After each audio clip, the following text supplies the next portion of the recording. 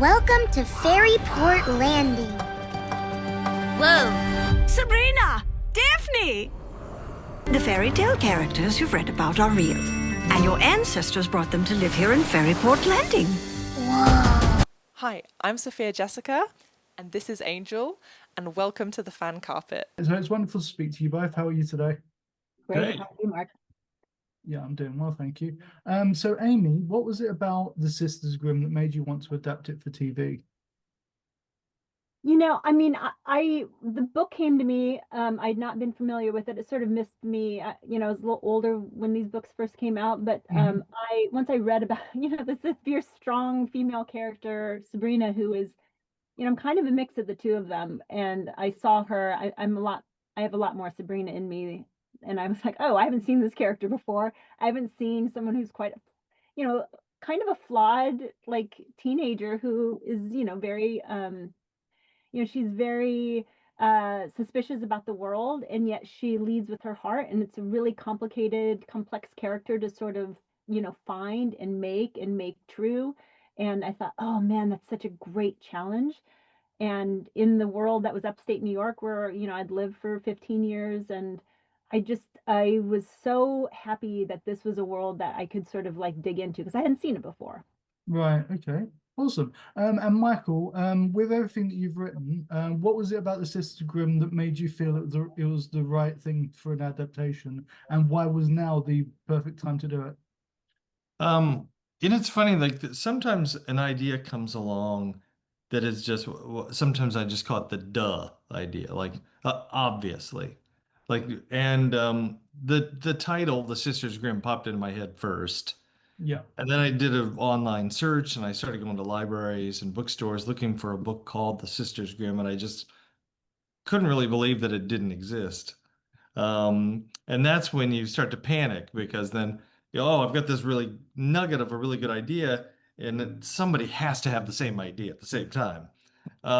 So there was a lot of like, oh, I got to get this down. And the funny thing is the day I sat down to write it, and I'd never tried to write a book before, it was all there. Like all the characters were there, their personalities. There were a couple tweakings of ideas as we went along, but for the most part, it was waiting inside my head all this time, just looking for its chance to come out. So, and then, we gave it to the publisher, and I said, I think there's like 9 of these. And the publisher laughed and said, we'll do 3. And then, and I go, okay, but as long as you know at the end of the 3rd one, it's going to say to be continued. And so we just kept, 3. And then when the 3rd one came out, they were like, well, I think we need 3 more. And, and it just kept going until I finally did get my 9. But it's one complete story, and it's about the journey of a young girl who is broken and sad, and her heart's just aching all the time about how life has unfolded, and yet she keeps pushing forward and putting other people in front of herself, even though she can sometimes come off as the most selfish person in the world. I think it's a great story for kids about found families, about being true to yourself, having empathy and understanding.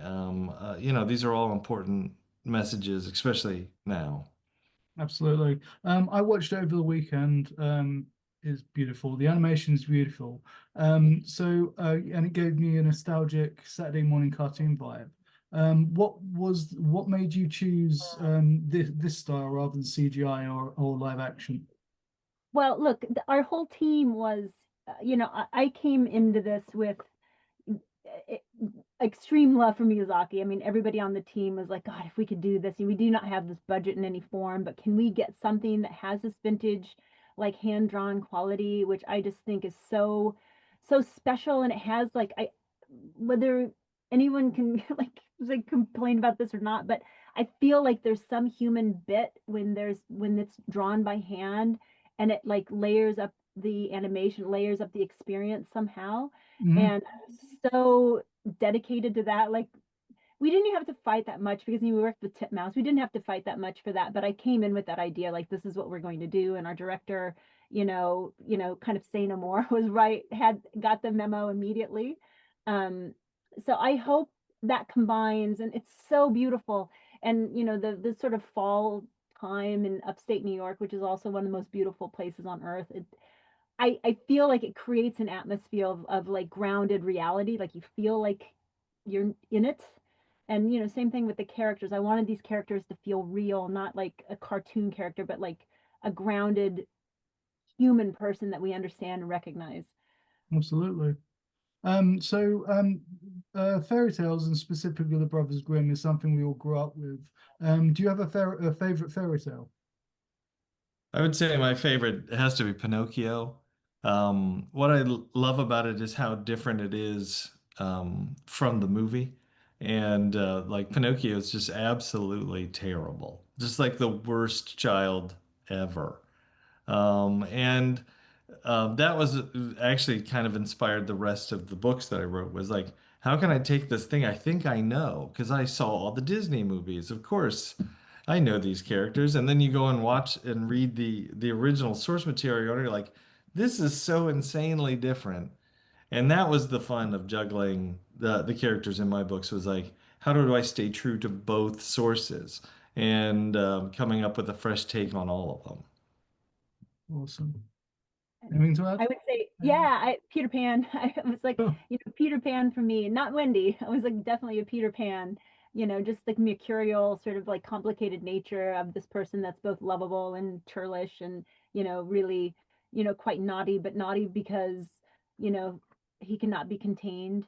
That was, that was just my cup of tea, which you find in Puck in this series. Like Puck is my beloved Puck, really, shines out with that quality. Yeah, absolutely. Well, wonderful. But thank you so much for your time. That's and right. Congratulations with the show. I really enjoyed it, and I'm looking forward to season 2.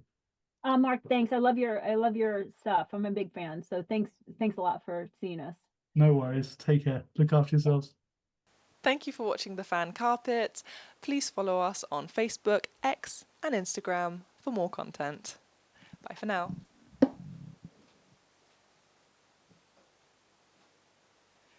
You are the writer of your own stories. I always knew we were meant for adventure.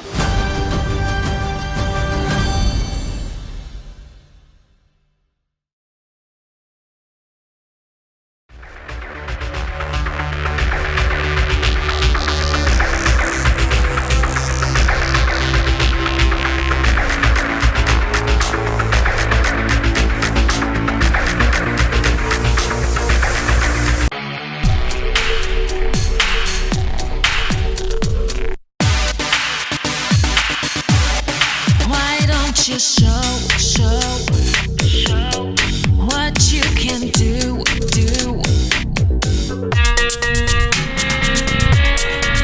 I hear a siren. Maybe you were wrong about me. I'm dangerous and still. Why don't you give me a sign like the sea?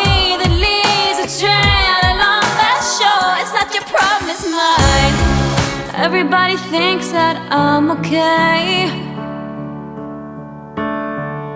Sometimes I think I am too. I'm on the outside looking in. I'm waiting for the shockwaves to begin. Oh, won't you let me hold you for one time?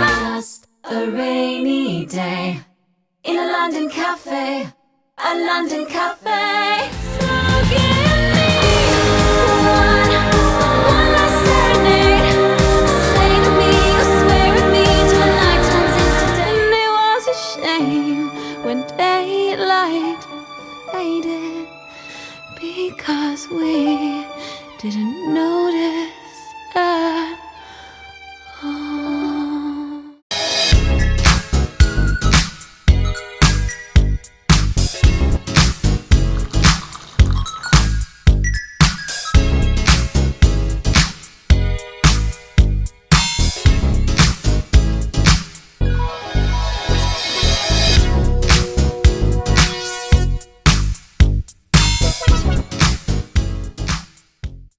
Thank you for watching The Fan Carpet. If you like this video, be sure to click that thumbs up button at the bottom of your screen.